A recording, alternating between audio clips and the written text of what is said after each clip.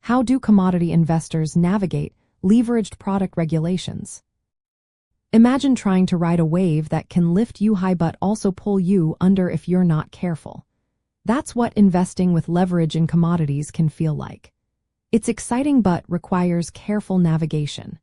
When investors use leveraged products to amplify their exposure to commodities, they are stepping into a world with specific rules designed to protect them and keep markets fair. First, these leveraged products often involve futures contracts or derivatives. Futures are agreements to buy or sell a commodity at a set price on a future date. These contracts are used because they can provide more exposure with less capital upfront. But because they can multiply gains and losses, regulators like the Commodity Futures Trading Commission, or CFTC, keep a close eye on them. If a leveraged position involves futures or derivatives and is meant for retail investors, it falls under the CFTC's rules. These rules limit how long you can hold certain positions and how much margin you need to put down.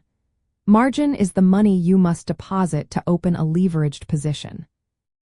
Many leveraged commodity products are structured as exchange-traded products, or ETPs. These include exchange-traded funds and exchange-traded notes that aim to give you a multiple of the daily movement of a commodity. They often use futures contracts that are rolled over before they expire to keep exposure continuous. But because of this, they don't track the spot price directly. This can lead to tracking errors, especially over longer periods. That's why regulators requiring clear disclosures about these risks. They want investors to understand that these products are designed for short-term trading, not long-term holding. Regulators also set limits on how much leverage can be used in these products. For example, a leveraged exchange-traded fund might aim to double or triple the daily movement of a commodity.